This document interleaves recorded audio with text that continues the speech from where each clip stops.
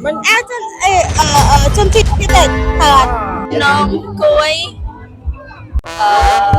សួស្តីបងប្អូនបងប្អូនគ្នាបាទថ្ងៃនេះយើងនៅពាក់ឈុតសម្លៀកបំពាក់ជនជាតិដើមភាគតិចចរាយនេះនៅរដ្ឋនគរីនេះយើងនឹងបង្ហាញមុខវាំងឬក៏តាមសាធារណៈបណ្ដោយបងប្អូនបាទអូខេបងប្អូនឥឡូវយើងមកដល់មុខវាំងហើយបាទបងប្អូនមើលទៅមិនដែរមានអារម្មណ៍ថាប្លែកទេសួស្តីស្គាល់អាវខ្ញុំពាក់នេះហ៎ mình áo chân chít cái tên ខ្លះមកពាក្យមិញខ្លះដើមបងចរាយជនជាតិដើមភាគតិចចរាយ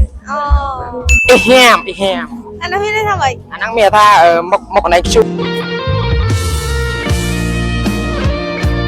អរគុណមើលពូសាក់មើលជនជាតិដើមភាគតិចនៅកម្ពុជាពូសាក់រាប់បើមានអីខ្លះ ស្នៀមមានគួយមាន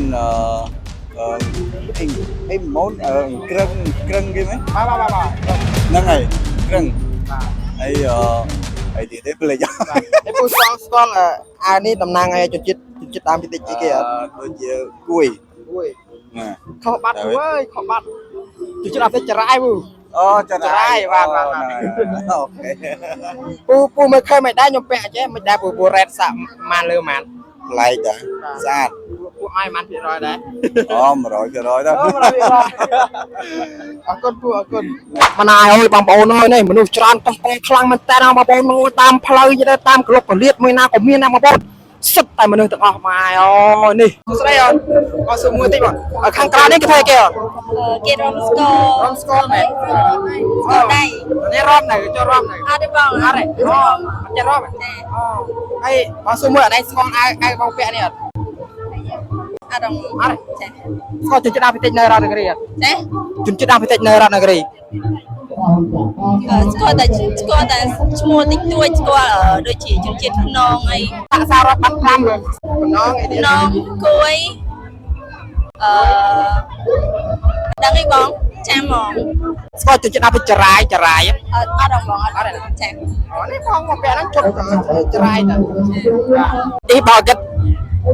នឹងមិន អានោះគេថាអនឯងឈ្មោះអី ខ្ញុំឈ្មោះមួយទៀង អាយុធំធំ 19 ចា មកមានយើមានសង្សារនៅ